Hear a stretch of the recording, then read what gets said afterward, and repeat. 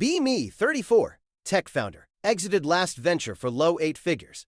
Living in a brutalist concrete penthouse in downtown Austin. 5 a.m. alarm. Wake up without grogginess because my smart mattress adjusted its temperature based on my REM cycle. Down a cocktail of athletic greens, creatine, and lion's mane mushroom powder before my feet hit the floor. Check my Oura Ring data. Sleep score 94. Readiness score 96. Heart rate variability is elite. I am optimized. I am a high-performance machine. Look in the mirror. 8% body fat. Jawline sharp enough to cut glass thanks to 3 years of mewing and chewing hard mastic gum. I have won capitalism. I have won biology. So why does the silence in my apartment feel like it has physical weight? Ignore the feeling. Feelings are just unoptimized biochemical reactions. Cortisol spikes meant for escaping saber-toothed tigers, not for staring at a $12,000 Italian sofa. Check phone. Text from Juliana, sent last night at 11:42 p.m. We need to sync on our relationship KPIs this weekend. Juliana is my partner. 31, ex-Goldman Sachs, now runs a boutique VC fund for female-led crypto startups. We look perfect on paper. We look perfect on Instagram. We look perfect in the Architectural Digest feature they did on power couples of the Silicon Hills. Reply agreed? I'll have my assistant block out 90 minutes on Sunday afternoon. Hit the home gym. Deadlift 405 pounds while listening to a podcast about dopamine fasting and stoicism. The host talks about detachment from worldly desires. I nod along while looking at my reflection in the floor-to-ceiling windows overlooking the city I partially own. Irony is a variable I haven't modeled yet. Shower. Cold plunge. 39 degrees for 6 minutes. Shivering uncontrollably. Tell myself this is building resilience. Tell myself this is what separates the alphas from the NPCs. Get dressed. Loro Piana cashmere sweater, neutral tones. Common project sneakers. The uniform of the unassuming billionaire. Head to WeWork office even though I have a home office. Need to be seen. Need to network. Walking down South Congress. See a guy sitting on a bench eating a breakfast taco. He's wearing a faded band t-shirt and cargo shorts. He's maybe 40. Little bit of a gut. He's laughing at something on his phone. There's a golden retriever sitting next to him, head on the guy's knee. Guy feeds the dog a piece of egg. Dog wags tail. Guy scratches dog's ears, smiling like he won the lottery. I feel a spike of irritation. Look at that insulin spike he's inducing. Look at the seed oils in that tortilla. He's slowly killing himself. He has zero discipline. I walk faster.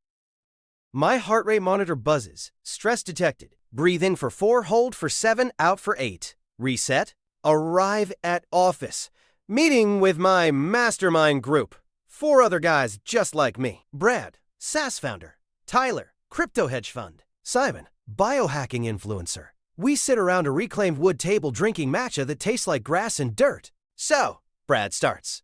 I'm microdosing psilocybin every 3rd day to enhance lateral thinking. Nice. Tyler nods. I'm doing a dopamine detox. No music, no sugar, no sex for 30 days? How's that going? I ask. I feel incredible, Tyler says. Like a monk. A rich, jacked monk. He looks miserable.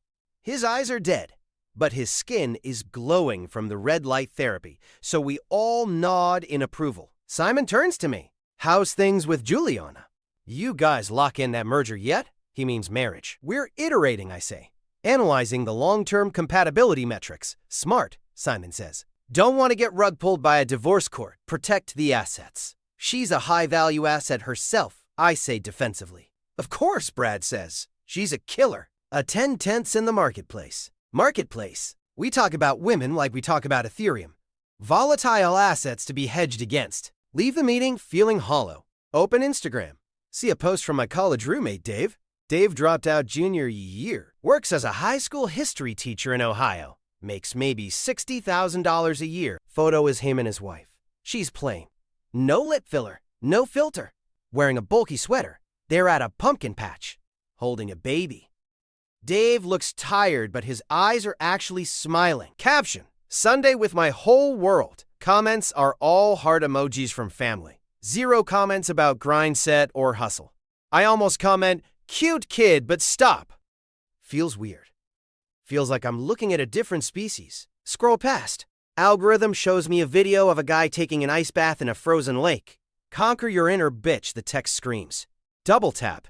That's better. That's the reality I understand. Saturday night, dinner with Juliana at the newest impossible-to-get-into sushi spot. The fish is flown in daily from Tokyo. The rice is polished by blind monks or something.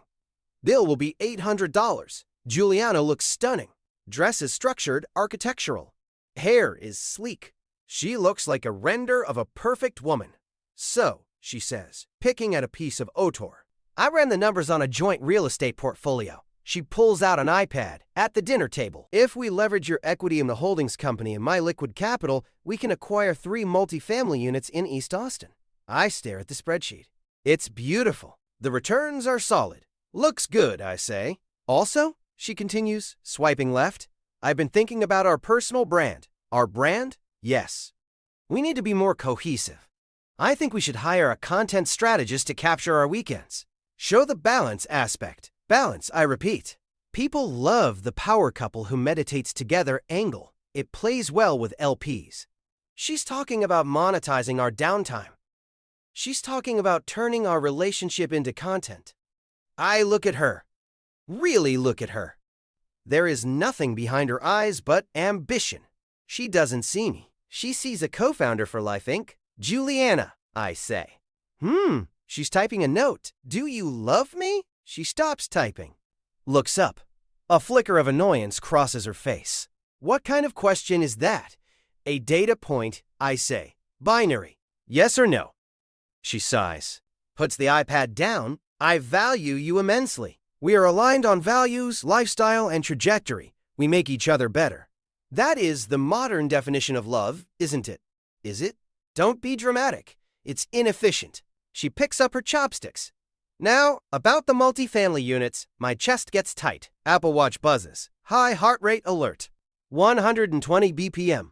I'm sitting still. I need to go to the bathroom, I say. Stand up. Legs feel wobbly. Walk to the restroom. Splash water on my face. Look in the mirror. The optimized man. The 8% body fat man. I look terrified. Panic attack. I've never had a panic attack. I meditate 40 minutes a day. This shouldn't be happening. Leave the restaurant. Text Juliana. Not feeling well. Went home. Sorry. Turn off phone. Wander the streets. End up in a dive bar on 6th Street. Sticky floors. Smells like stale beer and bad decisions. Place is packed with normies. People wearing polyester. People with bad skin. People laughing with their mouths wide open. Sit at the bar. What can I get you, hun? Bartender is a woman, maybe 28. Messy bun. Paint on her t-shirt. Name tag says Cassie. Water, I say. Alkaline if you have it. She laughs. A loud, unrefined cackle. Honey, this is a dive bar. We have tap water and toilet water. Pick one. I blink. Nobody talks to me like that. Everyone I know treats me like a fragile ego bomb that might explode money if handled correctly. Tap is fine, I whisper. She slides a chipped glass over. You look like you just saw a ghost, she says. Or lost a bet. Something like that. Want to talk about it? I'm cheaper than therapy. I look at her. She has a smear of blue paint on her cheek. Her nails are short and unpolished. She is statistically unoptimized. My girlfriend wants to turn our relationship into a content strategy, I say. Cassie snorts. Sounds like a nightmare. Is she a robot?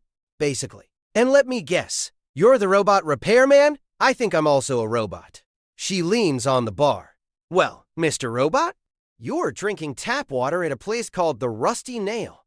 So maybe there's a glitch in your programming. She smiles. It's not a networking smile. It's not a seduction smile. It's just human. I'm an artist, she says. Well, I paint. And I bartend to pay for the paint. It's a closed-loop system. Zero ROI, I say automatically. Excuse me? Return on investment. Painting. Unless you're selling. I don't sell, she says. I just like baking things. Not everything has to make money. My brain creates a syntax error. Then what's the point? She looks at me with genuine pity. To feel alive? To make a mess? To express something. She pours herself a shot of cheap whiskey. You should try making a mess sometime. Might loosen that tie. I'm not wearing a tie. But I feel the phantom noose. I leave $100 for a water. Keep the change. Thanks, Mr. Robot, she calls out. I walk home. Can't sleep. Aura Ring shows stress levels through the roof. Next day, break up with Juliana. It's efficient. I don't think our KPIs are aligned anymore. She doesn't cry. She looks annoyed. Fine. I'll have my lawyer draft a separation of assets agreement by Tuesday. She leaves. I am alone in the concrete box. Tuesday. Go back to the dive bar. Not sure why. It's 4 p.m. Cassie is setting up chairs. She sees me. The robot returns. I broke up with the other robot, I say. Oh, her face softens. I'm sorry. Or, congratulations? I don't know which one it is yet. Well, come help me move these kegs. If you're gonna mope, you might as well be useful. I haven't lifted something awkward and heavy in years. Only perfectly balanced barbells.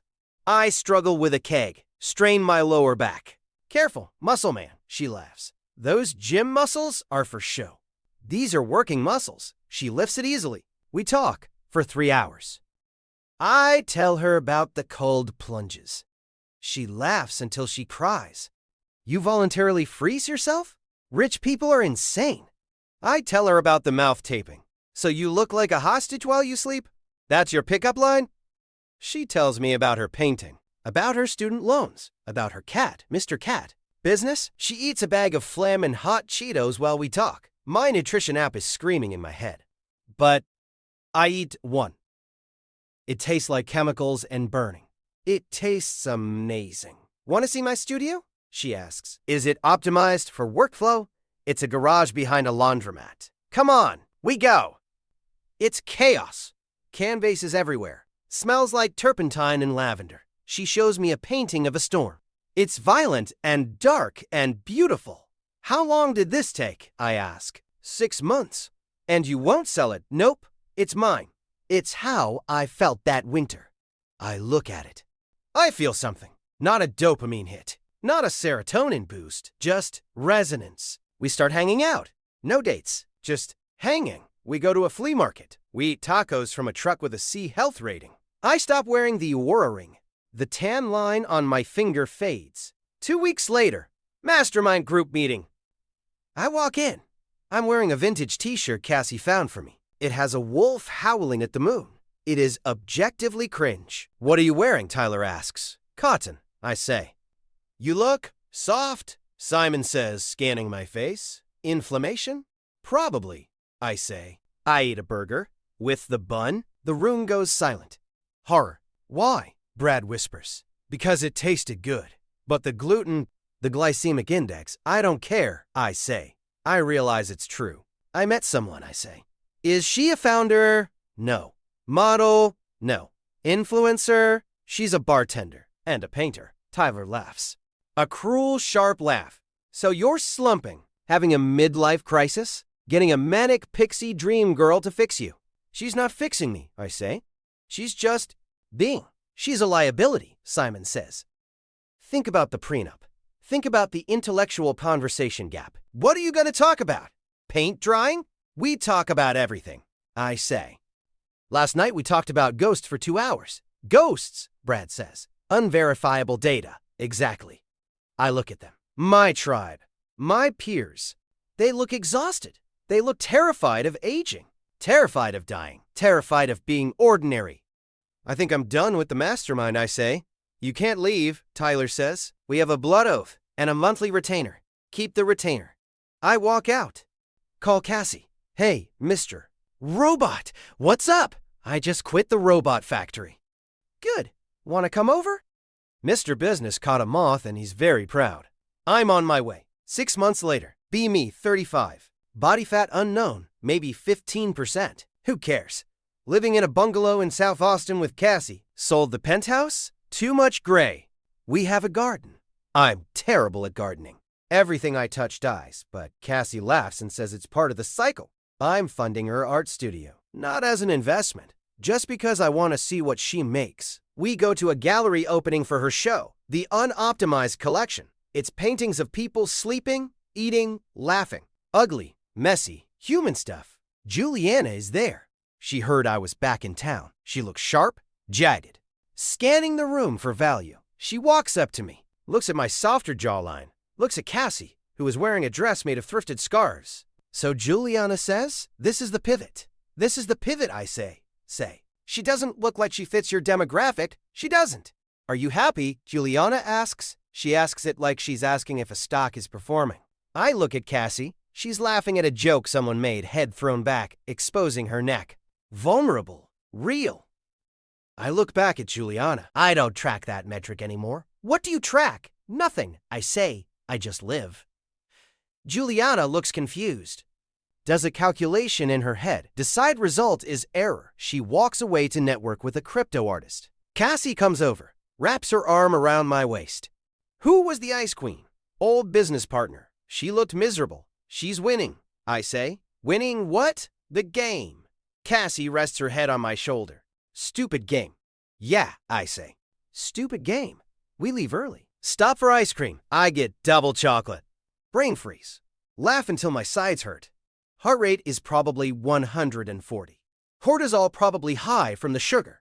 Sleep score will be trash. Don't care. Look at Cassie. She smiles. You got chocolate on your face, robot? She wipes it off with her thumb. Kiss her thumb. I'm not a robot anymore. I know, she says. You're real. Be me. Just a guy. And for the first time in my life, that is enough.